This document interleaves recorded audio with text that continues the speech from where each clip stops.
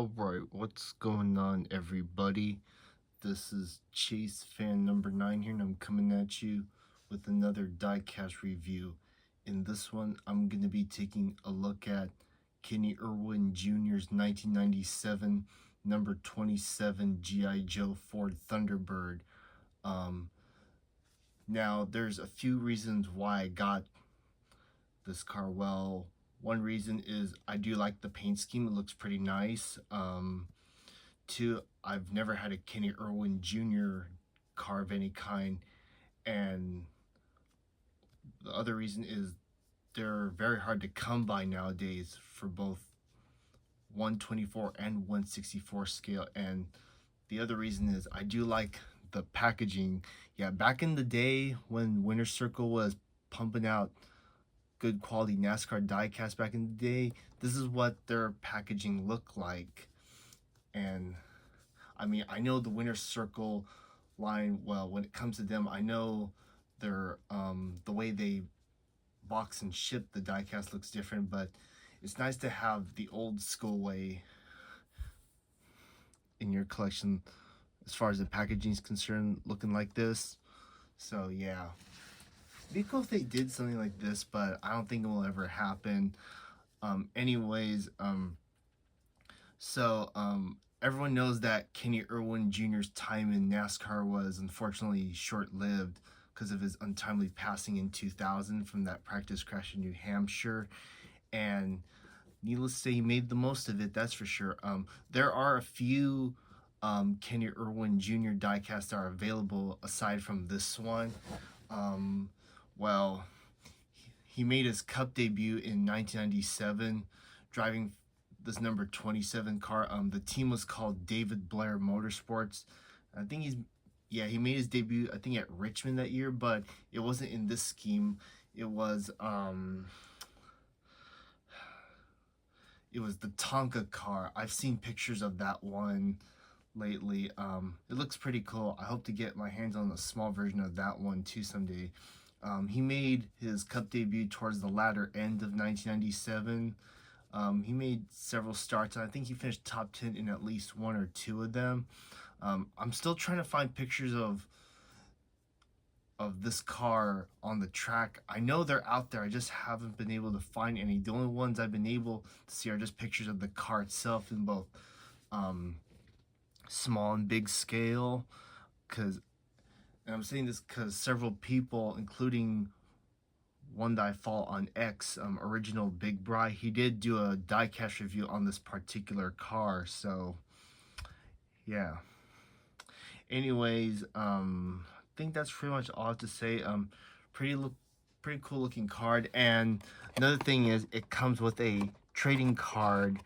As you can see, it's got Kenny Irwin's signature on the top. It says that it's a 1997 G.I. Joe Ford Thunderbird. Then you got a picture of Kenny standing next to the car, and it says Winter Circle on the bottom of it. And then of course you got the car itself. Yeah, and I know it says RCR on the back, but once again, this team that Kenny drove for in 97 was called David Blair Motorsports. This is for, once again, the Winston Cup series. Now, I bought this and another car from a diecast vendor at a mall outside of where I live, Modesto it was, and as you can see, it went for only $6. Same with the other one, and it wasn't a bad deal. So that was a total of $12 as a whole. I haven't opened this since I got, so I might as well do that now. Now, it's not ever, usually I'm not keen of opening diecasts, especially these ones from back in the day, but it can't possibly hurt. First off, let's take a look at the card. Here it is again. Take a look at the back.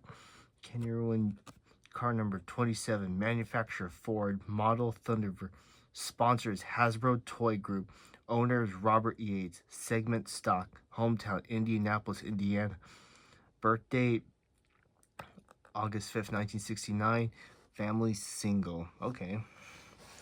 Then it says all the stuff on the bottom. And then below it says printed in China.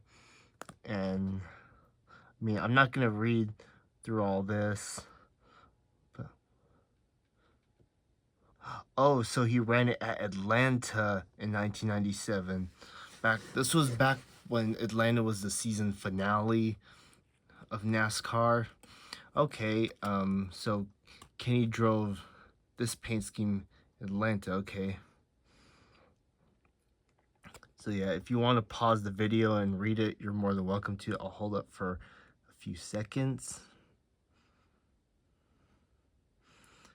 All right, there we go.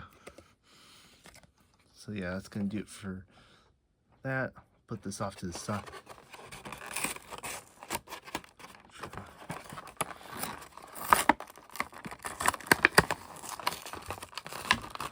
Yeah, once I finish this review, I'm gonna put it back in the box along with the card.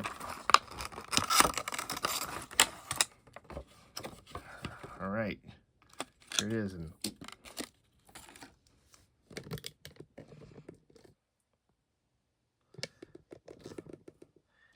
wow, that looks really nice. I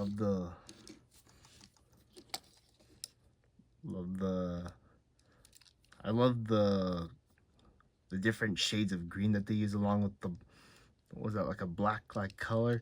That's like normal military color, depending on how you see it.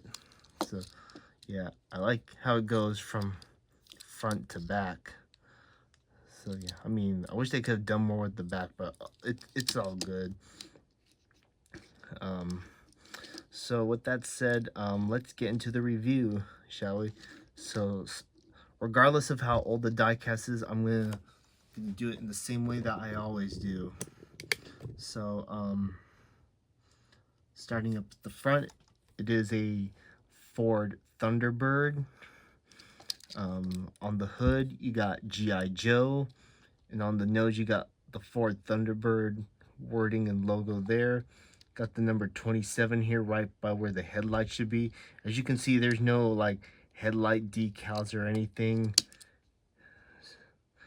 I think that's how they made diecasts like this back in those times. And what is that thing? I guess that's supposed to be like the Thunderbird logo, I guess. And the orange goes really well with the splitter.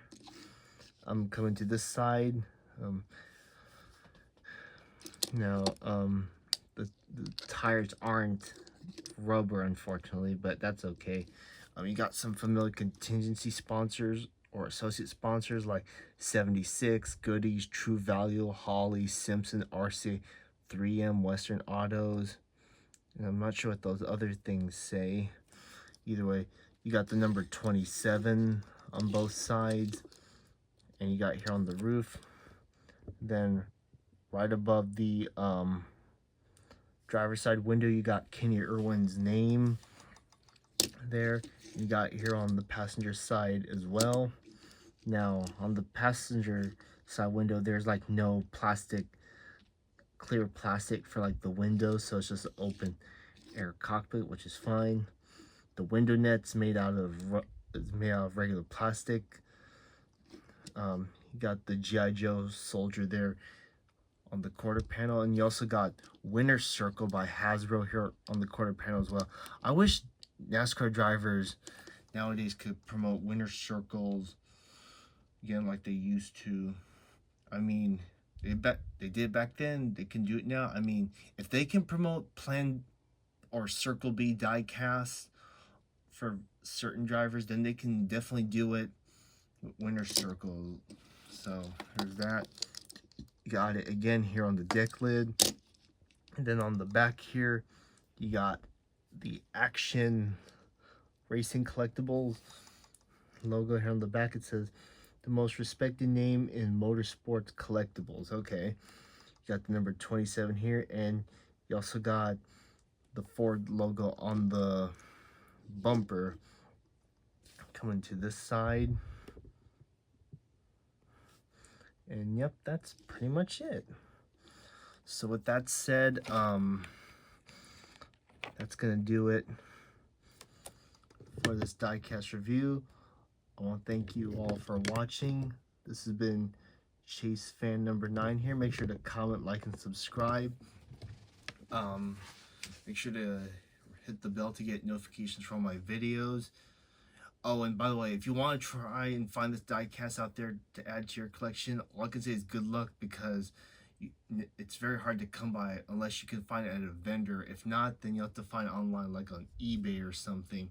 Anyways, with that said, thank you guys for watching, and I'll see you on the next video. Till then, have a good one, stay safe, and last but not least, rest in peace to Kenny Irwin Jr.